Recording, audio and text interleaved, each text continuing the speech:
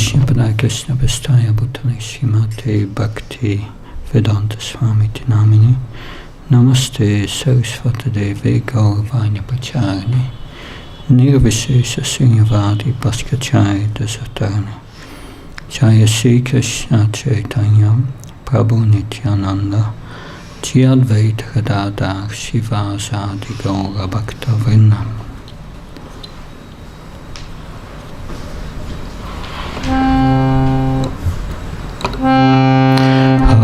Hare Krishna, Hare Krishna, Krishna Krishna, Hare Hare, Hare Rama, Hare Rama, Rama Rama, Hare Hare, Hare Krishna, Hare Krishna, Krishna Krishna, Hare Hare, Hare Rama, Hare Rama, Rama Rama, Hare Hare, Hare Krishna, Hare Krishna, Krishna Krishna, Hare Hare, Hare Rama, Hare Rama, Rama Rama, Hare Hare.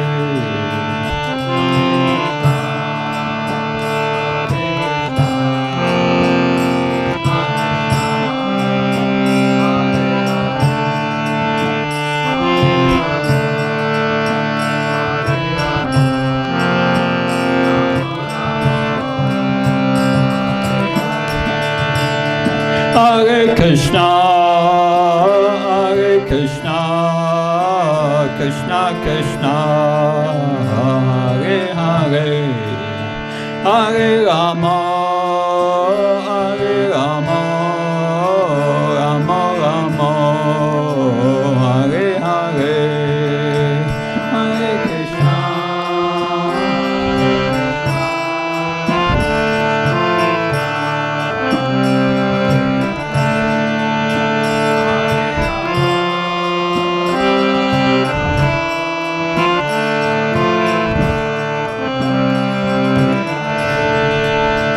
Hare Krishna, Hare Krishna, Krishna Krishna, Hare Hare, Hare Rama, Hare Rama, Rama Rama, Hare Hare.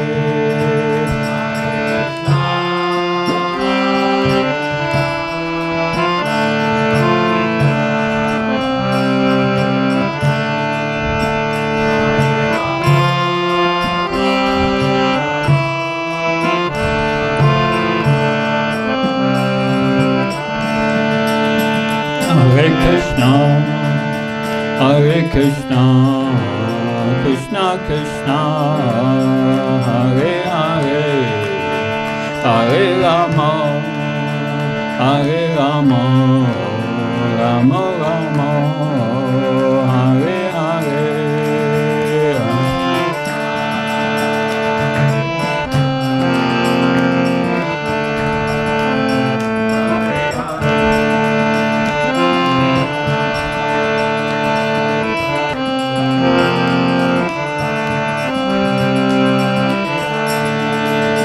Hare Krishna, Hare Krishna, Krishna Krishna, Hare Hare, Hare Rama, Hare Rama, Rama Rama, Hare Hare.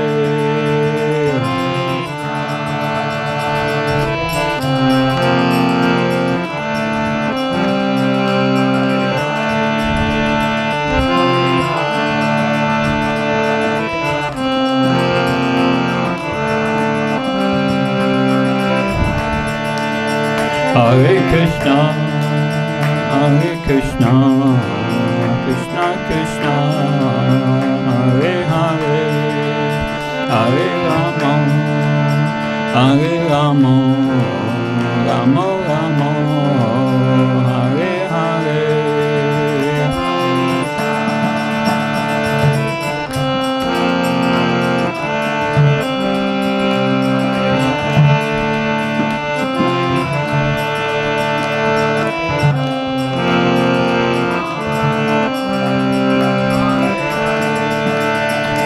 Hare Krishna, Krishna Krishna, Hare Hare, Hare Rama, Rama Rama, Hare Hare.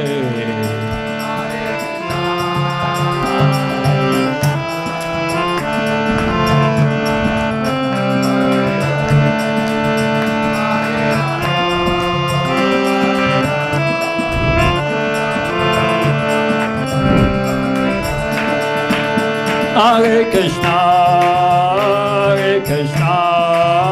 Krishna Krishna, Hare Hare, Hare Rama, Rama Rama, Hare Hare.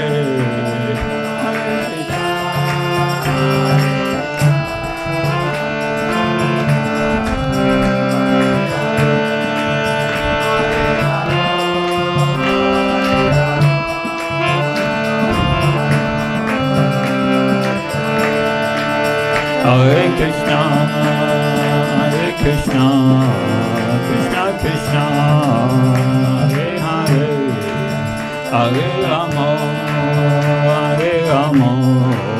Rama Rama, Hare Hare.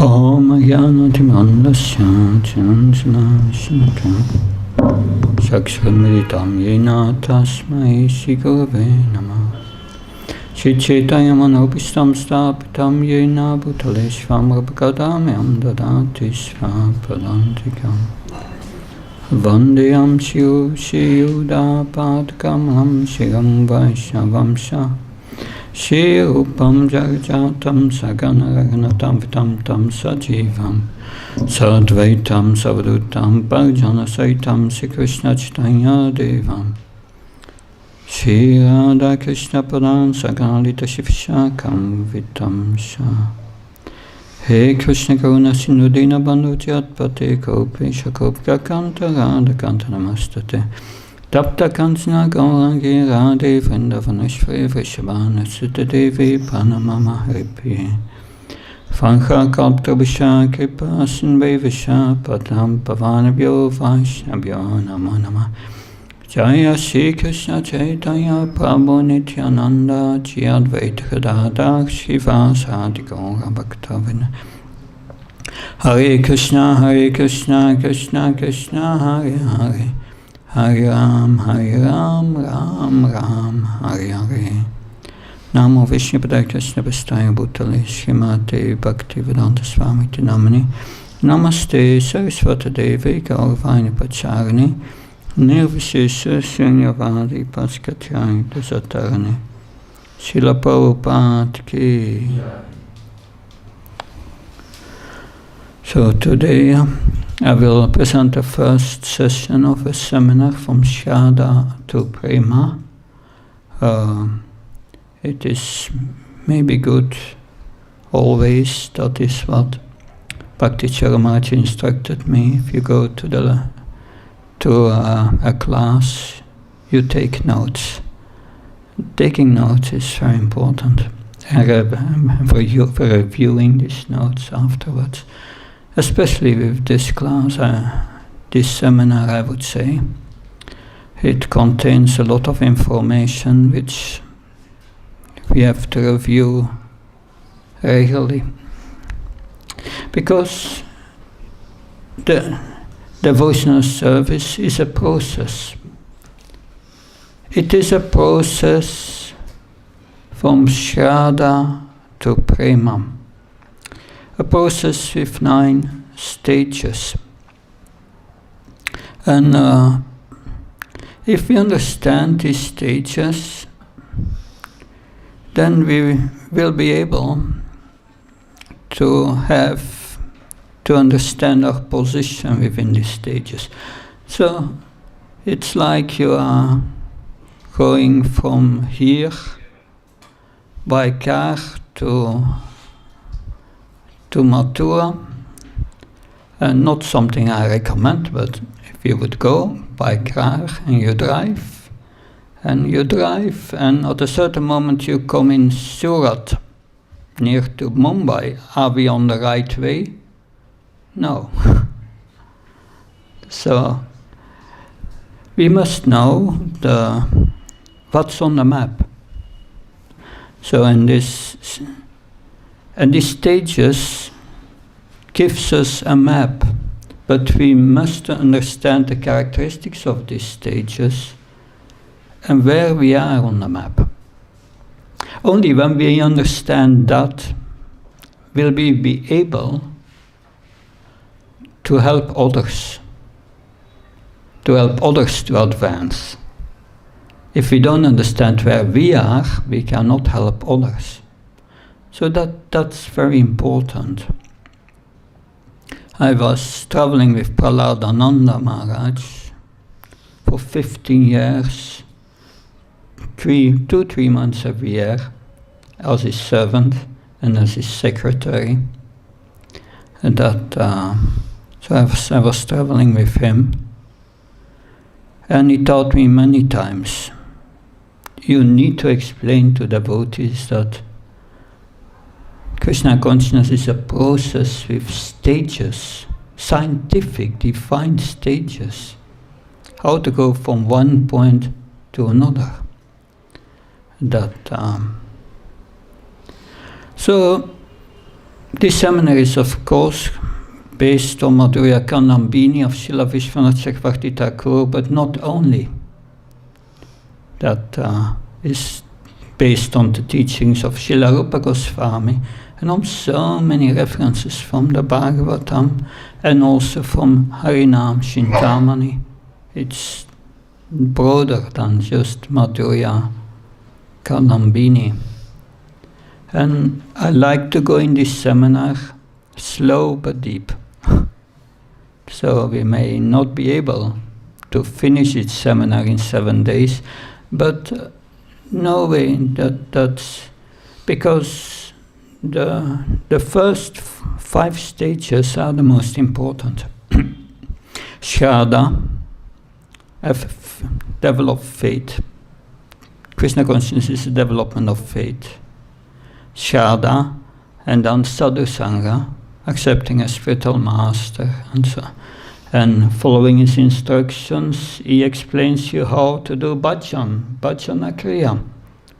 And in the beginning, this bhajan is anistita, is unsteady, and has 6 characteristics or stages, we can say. That, and then later it becomes nishtita, bhajana kriya, it becomes steady. And when it becomes steady, we are ready to enter anartha nivritti. Anartha nivritti, if we are able to avoid offenses. Apparats, that's the problem. And anarthas. And that when we enter, after a few years of practice, we will enter anartha nivritti. Not immediately. You need some. In the beginning, the effect is very weak, but when we come to anartha nivritti and we can avoid offenses, then it goes quickly. But to avoid these offenses, and means we have to develop a proper attitude. And the development of that proper attitude of respect can take 30 years, 40 years, 50 years. And that's reality. But there are those who have extraordinary mercy,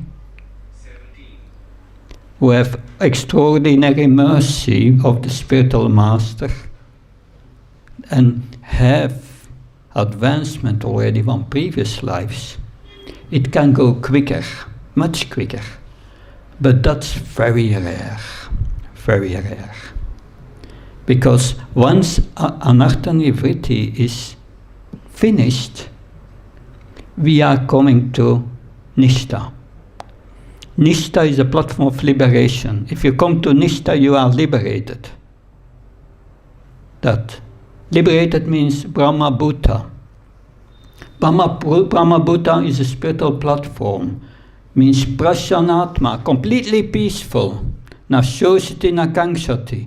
No material desires anymore. You don't desire anything in this world anymore. And you don't hanker for anything. When you chant, you think of Krishna. Your mind is not going to the past or to the future. The past is lamentation, the future is hankering in this world. And when you are in the present, then you can go deeper. Then spiritual life begins really. Before, it's spiritual practice. Spiritual practice is like, Srila Prabhupada explains, like you have the young girl gets from the mother a toy kitchen, and she's imitating the cooking on her toy kitchen, practicing. So that's our situation up to Nishtha. We are trying, but it's not yet a real thing. That and Harinam Chintamani says the same. First you have to come to Namabhas. Namabhas is Anartha Nivritti. When this offenses against the holy name, when we give it up. And then one becomes purified very quickly. And then, if one comes to Namabhas, but that takes a while. Like I said, 30, 40, 50 years. And then you come to Nishtha. Nishtha is the beginning of the Madhyam platform. Madhyam platform, Madhyam Adhikar, is these four categories, you remember? It sees the Lord and tries to develop love for the Lord. She understands who are devotees and non-devotees, and tries to develop a relationship with the devotees. And the third thing is preaching to the innocent and avoids atheists. It's a preacher. So it is our duty to act on that platform, but that does not mean you are on that platform. You act as a Madhyamadikar, but you are still a Kanishta. But this Kanishta platform is going from the Shraddha to Nishtha. But there are those who are nearly at Nishtha after 30 years of practice, and there are those who are really beginners. There is a vast difference. There is a big difference between them. I was traveling with Prahlad Nanda Maharaj. He was all at that time, at the beginning of the 90s. In the 90s, he was already practicing Krishna consciousness for 30 years. He joined in 68.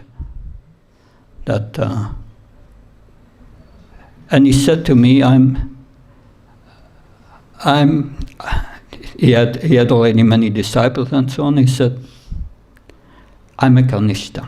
That's what he said to me. And that may be true. But at that time, he was nearly liberated. And I was a deep conditioned soul. Big difference.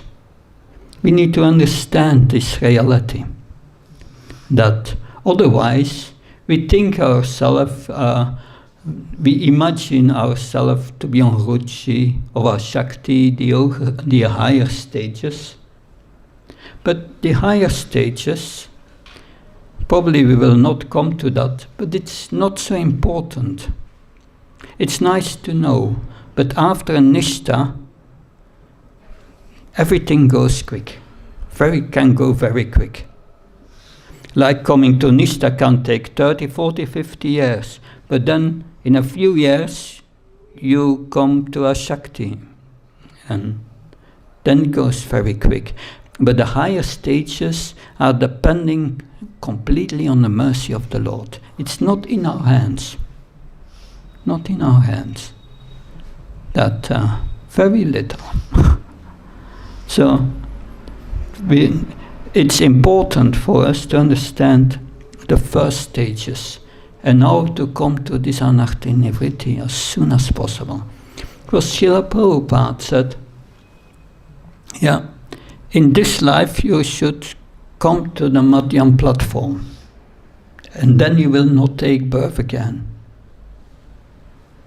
So, because anartha nivritti is going to purify you, and you come to Nishtha, but you will see that you are not yet completely purified, although you come to Nishtha. There are different things which there is still a slight bodily concept of life and so on. Up to the stage of Prema. Prema, it's finished. So that these are different stages, because someone asked Srila Prabhupada, if we are only 90% Krishna conscious, will Krishna accept us? Srila Prabhupada said yes, and then the devotee said, and 85%. And Prabhupada said yes, but he would not go lower than 80%. And that is, we have to come through this anartha nivritti first. Is nastabi zabatri nityam bhagavata sevya bhagavatu tamaslaki bhaktir bhavata naistiki. By rendering devotional service to the spiritual master, and by hearing daily the Bhagavatam, one becomes nearly purified. So there is still something. And what is that something? Tatora jastamova kamadobasayasate sitere teranavtan stitve sattva prashidate. Because the influence of the mode of passion and ignorance is removed, and one comes to goodness. But goodness is still a material mode. From there, one has to go to transcendence, and that's the position of Nishtha. That then you can concentrate your mind on Krishna. So, Madhurya Kanambini is written by Srila Vishwanath Chakravarti Thakur. Vishwanath Chakravarti Thakur is called the Midway Acharya in the 17th century. That between Lord Chaitanya and us in the middle. But he was so absorbed in the teachings of Rupa Goswami that some devotees were thinking he's a reincarnation of Rupa Goswami, because he commented so deeply on the teachings of Rupa Goswami. And we see in the beginning of Madhurya Kanambini, his offering is obeisances to Lord Chaitanya and to Srila Rupa Goswami, and praise for their mercy. Of course, the Madhurya Kanambini is, in some sense, a commentary of Srila Rupa Goswami's verse, Adashata tata satu sanghatya bhajana kriya tanartha nivrittisya tato nishta rujastata atasaktis tato bhavas tata prema dunanshati sadaka mamam prena pradurbavi bhavat kramaha. So that's the verse in which Rupa Goswami mentions the 9 stages of devotional service. But in the beginning of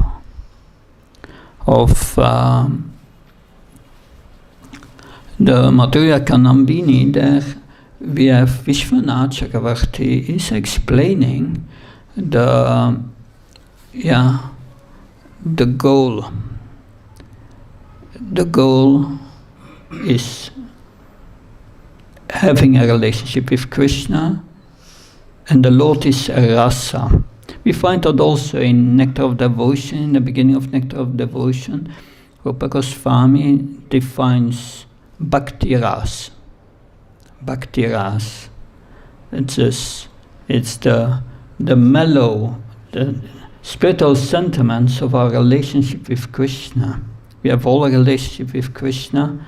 We have these spiritual sentiments. And living in that relationship with Krishna means living absorbed in these spiritual emotions, these bhakti ras. And this bhakti ras is different from material ras. That Rupa Goswami, those who have read Nectar of Devotion, may remember this bhakti ras, that it's not like a material ras, which is it's temporary, that it's continuously. Material ras is bhoga, tyag, and it is chapala sukha. So it's flickering happiness for some. It's not continuously that flickering happiness. And in the material world, yes, bhoga, tyag, that sometimes you enjoy, but mostly there is renunciation. Like the people are working, they go to work on Monday, and they go because, okay, Monday. I wish it's already Friday, and then Tuesday they think another day. Wednesday they think, okay, we are halfway, and then Thursday, that's good. Tomorrow it's the last day, and Friday they start to smile. So, and then the weekend comes, but the weekend is going so quickly that they quickly are again Monday. It's chapala sukha, it's flickering, and most of the time it's renunciation to get a little happiness. But bhakti ras is different, it's continuously living in a relationship with Krishna. But it is the highest consciousness, living in this bhakti ras. And therefore, we have the Vishwanath Chakravarti Thakur starts to quote from the Taittiriya Upanishad, as part of the Shruti of the Vedas, which explains the Brahma Puja Pratishta. Brahma Puja, 5 stages of consciousness. That and this also explained in the purport of Bhagavad Gita. Srila Prabhupada explains these 5 stages: Annamaya, food, consciousness. That's the first. And then the next stage is Pranamaya. Most animals are food conscious. They that's what they do the whole day, trying to find food. But then a higher consciousness, it's Annamaya.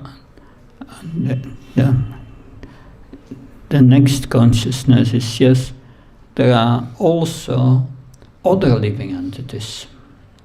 That other living entities who are competing for the same thing, Pranamaya, that they become conscious, I'm not alone, sometimes I have to fight for the food. That and then a higher consciousness than this is Manamaya, that, Jnana Moya also. That one thinking, feeling, and one understands I'm thinking, I'm feeling, I'm willing. So one understands, yes, these are the functions of the mind. And we see many times, most people in this world are on that level. The level of the emotions, the willing, that they become interesting in studying certain things, the intellect, but mostly this level of consciousness is limited to the sphere of the body and this world, like most people are on that level. Then a higher is Vijnana Moya. Vijnana Moya starts when one becomes interested in the spiritual side. One starts to understand I'm not this body. That's how this body is going to die. How can I solve the problem? So then that's the Vijnana Moya. And one starts spiritual life, sadhana and so on, and starts to purify himself, that by spiritual practice. And then one comes to Ananda Moya. Ananda Moya is the natural consciousness of the spirit soul, the pure consciousness. And yes, that is what the Srimad Bhagavatam, which is the cream of the Vedanta, that it describes that Lord Krishna is the embodiment of all rasa of pleasure. And pure Krishna consciousness is Ananda Moya, the pure consciousness. So you have different stages of consciousness. So this process from Shraddha to Prema will elevate us in consciousness. Our consciousness will become purified. And when we attain Prema, we have this Ananda Moya, always in ecstatic happiness. And so that's the first point that Srila Vishwanath Chakravarti Thakur is making. Krishna consciousness is an elevation of consciousness. Of course, that elevation of consciousness is going together with spiritual education and commitment to the process. That's important to understand. If we preach to people, that's our aim, to raise their consciousness and to raise their commitment to the process of Krishna consciousness and their faith. So that is, and we can do that by education and engaging them. So the lotus rasa is that bhakti ras, and if we attain that bhakti ras, then we become joyful. And so the Lord is, the Bhagavatam establishes that the Lord is the embodiment of rasa, or pleasure. Because, of course, because we have different kinds of consciousness and different levels, we will see the world through our consciousness. We see the world through our consciousness. Like when Krishna entered and Balaram entered the wrestling arena in Mathura, Then Kamsa saw him as death personified. And all the impersonalist sadhus who were there saw him as the blissful Brahman. That's so, and the wrestlers saw them as thunderbolts. The villagers of Vrindavan, they saw him as their child.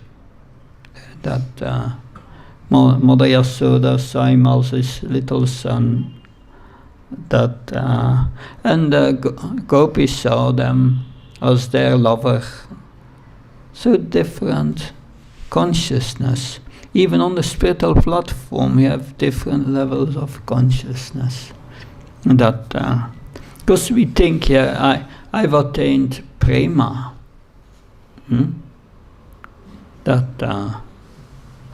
But no, Prema has also 7 stages. Pranaya, Sneha, Mana, Raga, Anuraga, and then Bhava as a stage of Prema, and then Mahabhav. This is the consciousness of the gopis. So different stages, even in Prema. We think, I attained Prema, it's finished now. It's quite intense. Of course, Krishna, for these impersonal sadhus see Krishna as Brahman, but Krishna says Brahmano Pratishtanam, last verse of the 14th chapter. I'm the basis of Brahman. So therefore, he concludes, the absolute truth is that blissful, transcendental, supreme person, which is Krishna, the king of Raj. So then Vishwanath Chakravarti Thakur start to explain characteristics of bhakti. And he explains that bhakti is independent. Then he speaks about the cause of bhakti and the role of his devotee in that cause. He speaks about what is not the cause of bhakti, and that bhakti is always independent. Karma and jnana do not lead to bhakti, but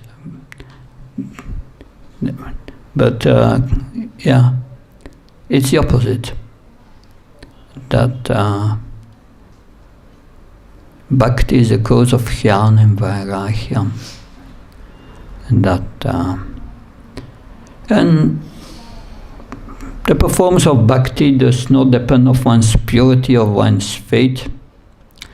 So these are the points he makes in his introduction, and we will go over them one by one. So first, bhakti is independent.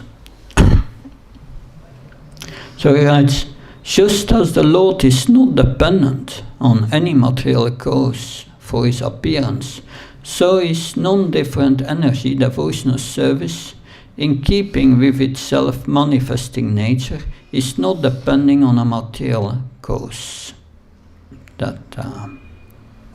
And then he goes to the Bhagavatam for the definition of pure devotional service.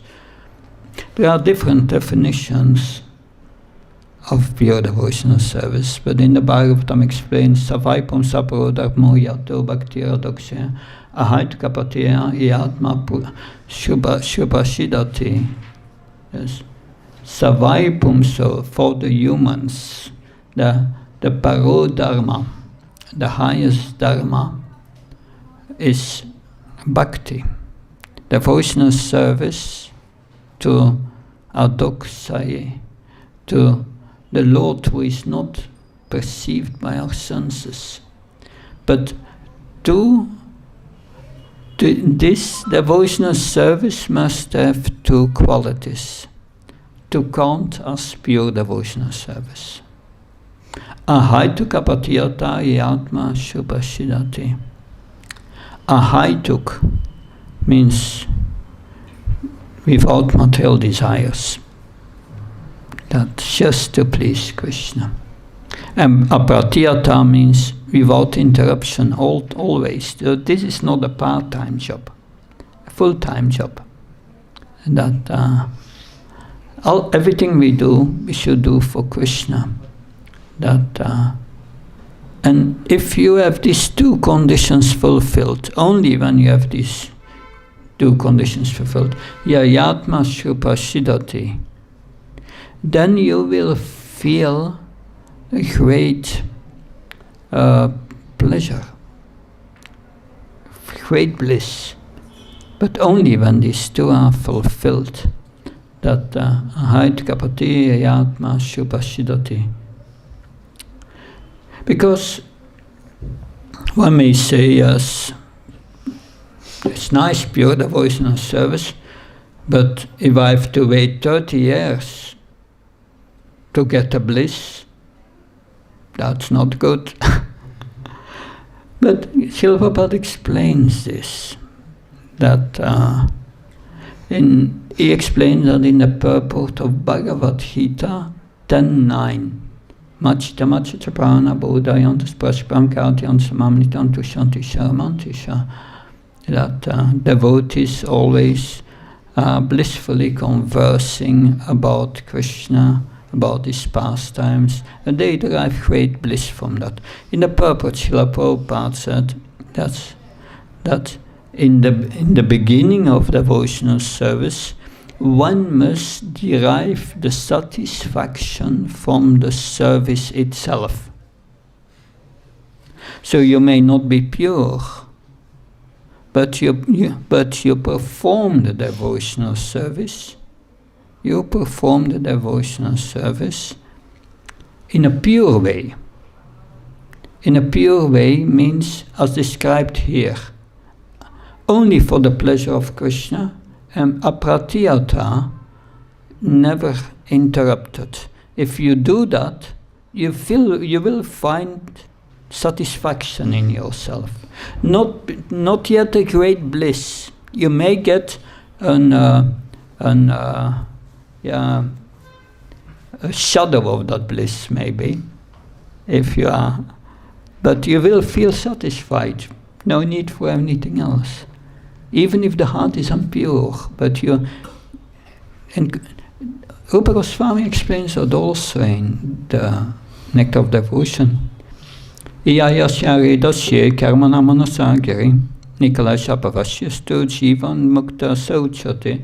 One who performs devotional service with his intelligence, his convictions, in his mind, in his intelligence, only to please Krishna, he is acting as a Jivan Mukta, a liberated soul.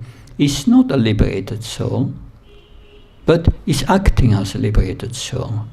Then you act as the soul, not as the body. That's what Krishna consciousness is about, acting as the soul, not as the body. That is acting spiritually. And if you act spiritually, you will be satisfied. There are other definitions of pure devotional service. Narada Muni Sarvo Paradivinirmuktam Tat Paratvana Nirmalam Rishikena Shevanam Bhaktiratama. It means the devotional service.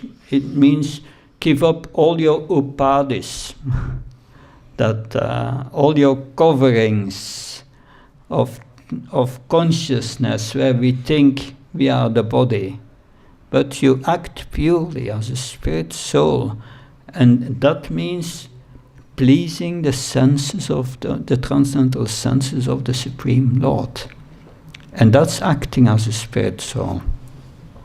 course, you have Rupa Goswami, Anya Bilasta Sunyam, Jnanakamata Navadam, Anukulina Krishna, Usilanam Bhaktirutama. That's the definition, standard definition of devotional service. Anukulina, it must be to please Krishna. It must be favorable, that and without material motive, the same thing. So many definitions, all the same, all the same. Principle that we must satisfy the soul. You must be satisfied, feel satisfied within that. So, ahaituki means without material cause. That, of course, we know bhakti is independent. That in the Bhagavatam we hear Vasudevi Bhagavati Bhakti Yoga Prayochita Yanyasyati Varachyam Jnanam Sayat Ahaitukam. Devotional service, if we render this pure devotional service, that then immediately you get causeless mercy, knowledge and attachment. So how is that? What kind of knowledge do you get? And how does this knowledge cause the attachment? The knowledge is very simple. That because we must be able to explain this. That knowledge is very simple because it's Sambandha Jnana. Sambandha Jnana means the knowledge that helps us to re-establish our relationship with Krishna. That's Sambandha Jnana. So Sambandha Jnana has different components. First you have to know who Krishna is. And then we must know who we are. Oh, you can only know who you are when you know who Krishna is. Because we are a part and parcel of Krishna.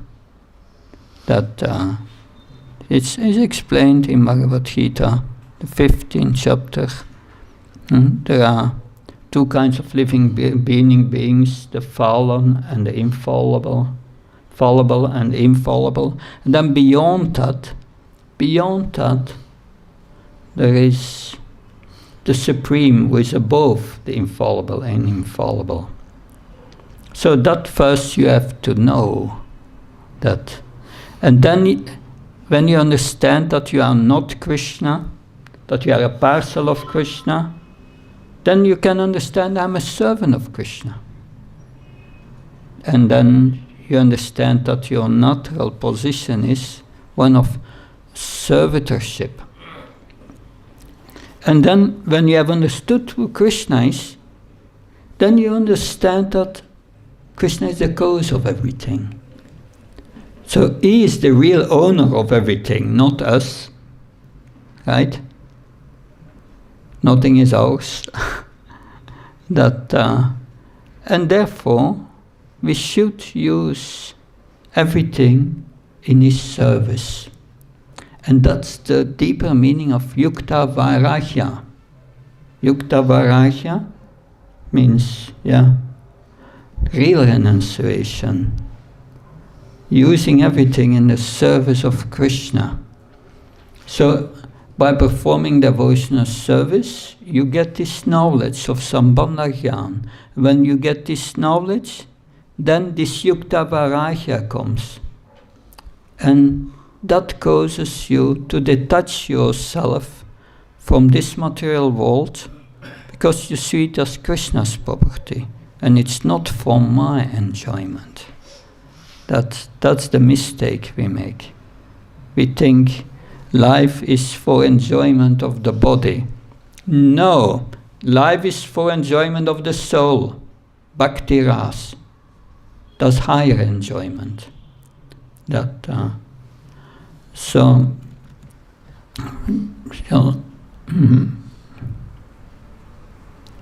This is a part of the purport of this Vasudeva Bhagavati. I just read it to help us to get a deeper understanding. The principles of knowledge and attachment are two important factors on the path of transcendental realization. The whole spiritual process leads to perfect knowledge of everything material and spiritual, and the result of such perfect knowledge is that one becomes detached from material affection and becomes attached to spiritual activities. So I explained that, but here it says one becomes attached to spiritual activities. So that's the principle. When one becomes attached to Krishna, one becomes detached from this material world. That trying to become detached from this material world without attachment to Krishna is troublesome. That trying to be attached to Krishna and at the same time attached to this material world is sahaja. That doesn't work. So one must become attached to Krishna, and then gradually this comes, this detachment. Becoming detached from material things does not mean becoming inert altogether.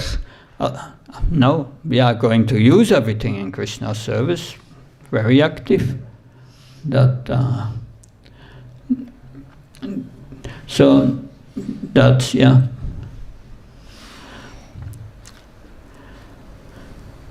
And then it continues, Vishwanath Chakravarti. Some people take the word to mean this is by luck or chance, but that meaning is not suitable here. For them, one should be forced to inquire as to the origin of that good luck. Is it perhaps caused by material pious activities or something else? If one assumes that this good luck is generated from pious activities, then bhakti is likewise ultimately generated from subha karma. This is bhakti is dependent on material good work. But this is a contradiction with scripturally attested independent self-manifestation, manifesting nature of bhakti. So bhakti is independent, he says. It does not come from material good activities, from good karma. Because good karma is material. You will get material happiness for that in the future. So bhakti cannot come from that. That is what he says. That's not possible. Because this good karma is, from the spiritual point of view, also bad. Because to get that good karma, you have to take birth again. You have to take birth again and get this karma and get reactions of this karma. Is taking birth a very good thing and dying again? No. So good karma for a devotee is also bad. We don't want that. Neither good karma, bad karma. And then he says, if one argues that luck is not due to any pious activity, being indescribable by words and unknowable to the intellect, then it would be insubstantial and could not be accepted as a cause. If one proposes that the cause of bhakti is the Lord's mercy, one must then find a reason for the mercy. So, okay, it doesn't come from this material pious activity. But then, okay, it's the Lord's mercy, but how do we get the Lord's mercy? There must be a cause of that mercy. That's the point is making. So this statement gives rise to further need for explanation. If one therefore responds that the cause of the Lord's absolute, unqualified or causeless mercy, then the Lord seems to show favoritism because bestowing it, since the unqualified mercy should but does not fall upon everyone equally. So the point is here, the Lord is described as being partial to his devotee. So is that a fault in the Lord's character? That no, it is something that enhances his character. It's the Lord's affectionate obligation towards his devotees. That, of course, we have in the Bhagavad Gita, the verse 9:27 or 28, Samam sarvabheshaduna namitveshtinapaya yebajantu mam bhaktya maitete sapyam. I envy no one, nor am I partial to anyone. I'm equal to all. But whoever renders service unto me in devotion is a friend, is in me, and I'm also a friend in him. So here it said, I'm equal to anyone.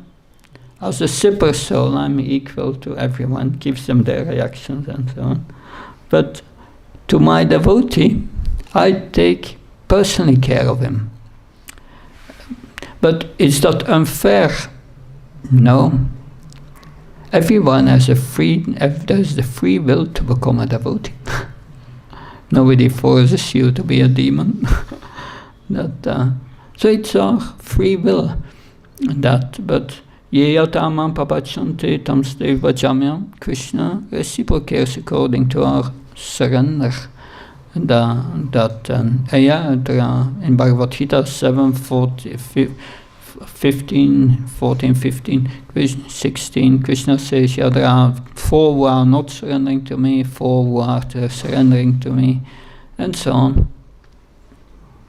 But then, how to get the mercy of the Lord to get this bhakti? And that we will discuss tomorrow. Any questions? 2 o'clock. Please, questions about what we have discussed, if possible. Yeah. Thank you so much, Maharaj, for your Maharaj, faith, bhakti is also dependent on faith, or is it independent? Faith. Yeah. Bhakti is a development of faith. But it's not dependent on that faith. It's independent. And that we will discuss tomorrow. That comes. Yeah. Anything else? Yeah. You said about Prema, there is different stages of Prema. Can you please repeat it? Well, they may not be in the right sequence, but I think it's pranaya, mana, sneha, raga, anuraga, bhava, and mahabhav.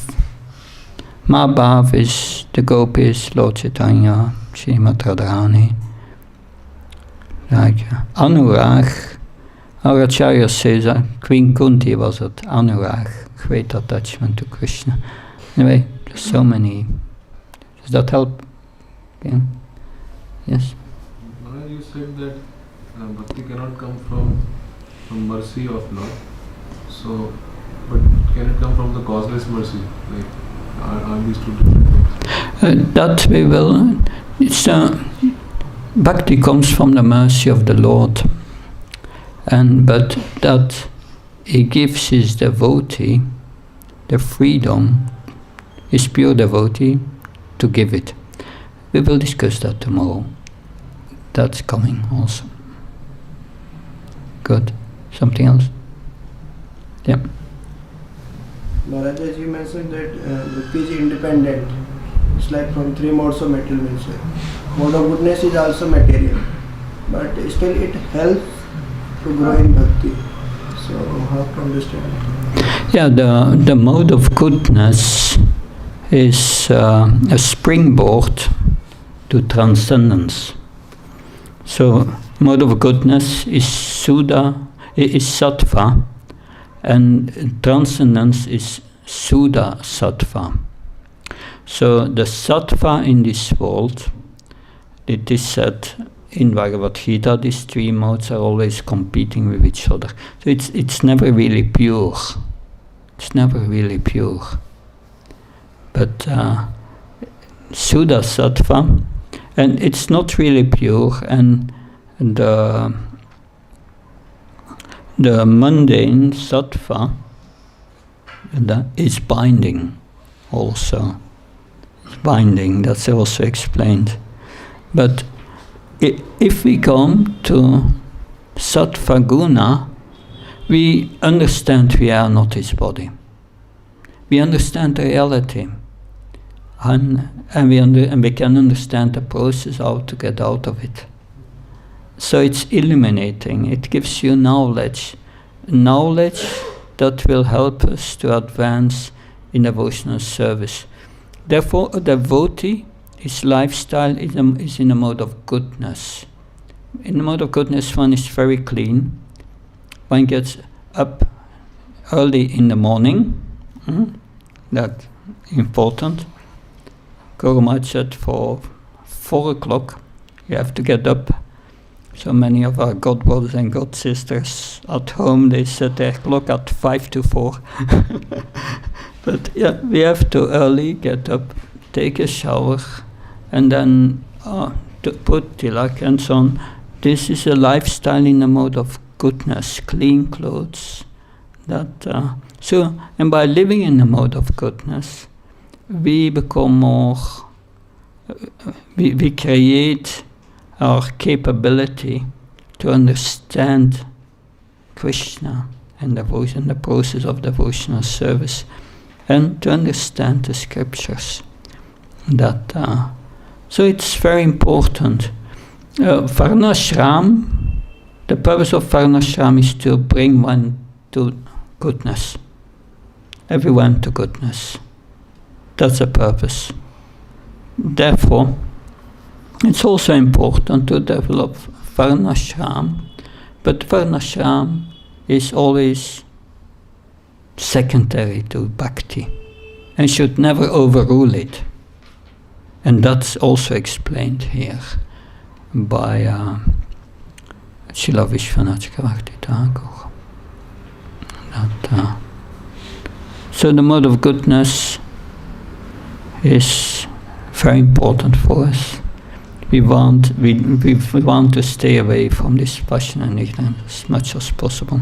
We have to preach sometimes and face the opposition of rajas and tamas to please Krishna. But we should be strongly rooted in our Krishna consciousness. Then it's no problem. Does that help? Understand? Thank you. Yes, sir. Will a devotee with a strong material desire, will he go to heaven, or because he's performing devotional services plus having material desires, or since he's a devotee, then again he will come back as a devotee because he wants to continue devotional services? Well, that is what explained in the 6th chapter of Bhagavad Gita. A short practice and a long practice. One who has a short practice will have still strong material desires in his heart. And he goes first to heaven, and then he comes back. And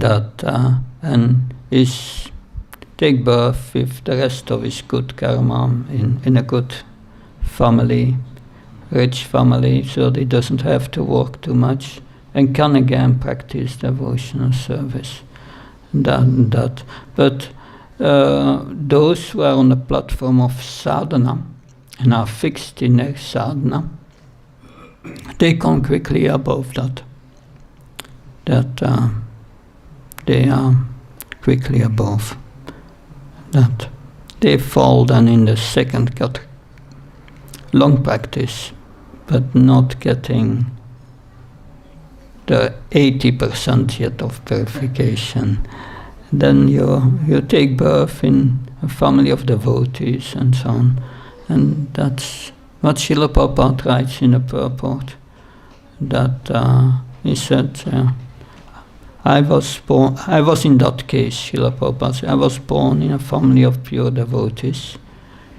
Of course, Prabhupada was already on the transcendental platform, but out of humility. And I said also, my spiritual master Bhaktisiddhanta Saraswati took birth in a family of pure devotees, and by the transcendental system of Guru Parampara, we met each other.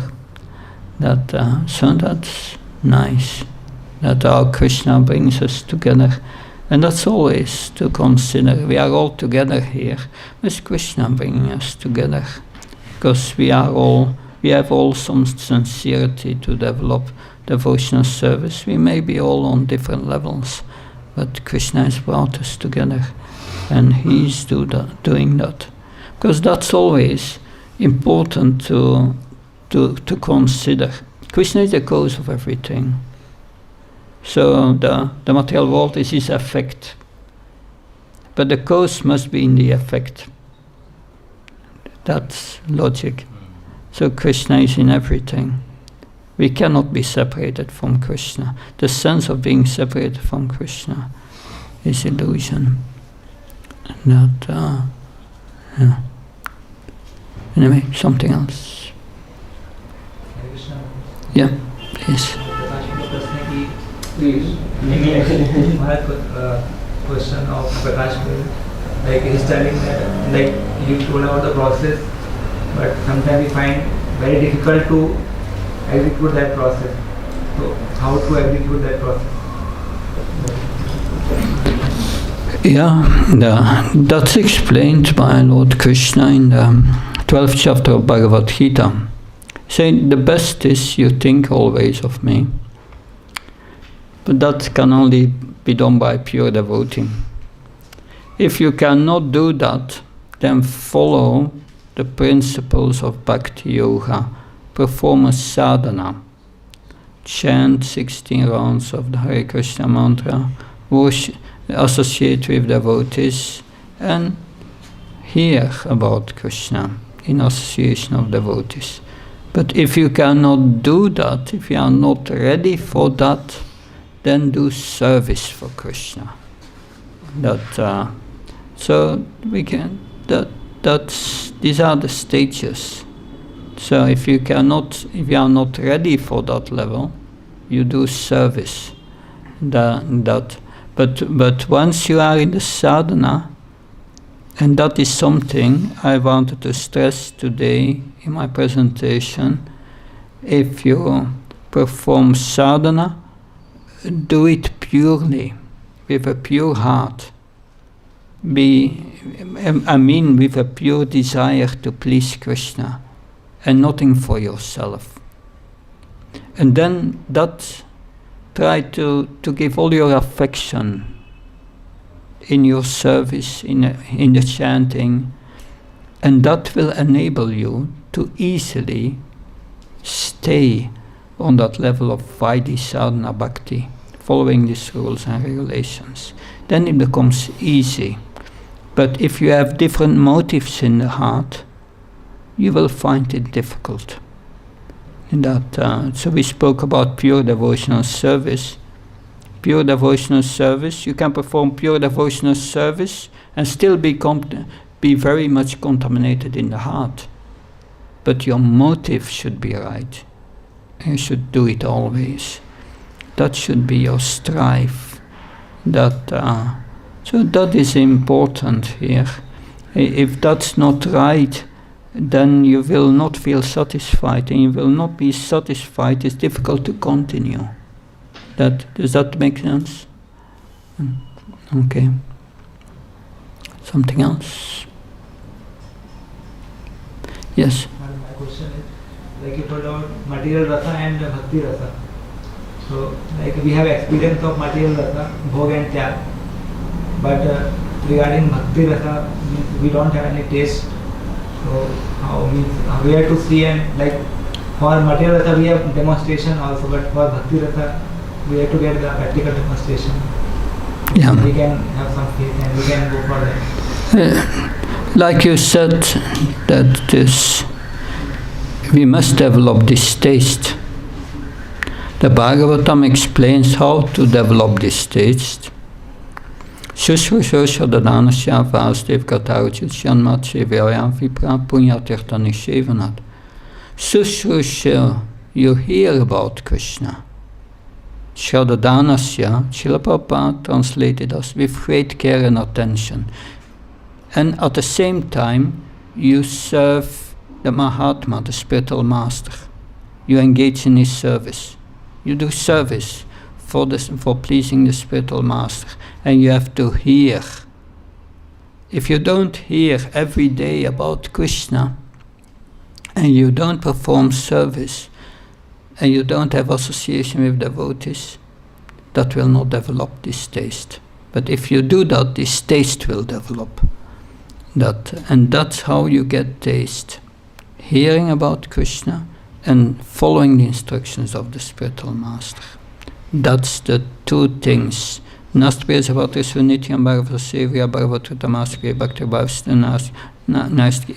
service to the spiritual master and hearing daily the Bhagavatam. That gives you taste, and that will help you to purify the heart. So unless you do that, you don't have the taste. That is this verse from the Bhagavatam, Sususha Danasya, the taste-giving verse. How to get taste, it's explained there. Okay? Good. Our time is over. I look forward to continue this introduction tomorrow. Hare Krishna, Jai Prabhupada.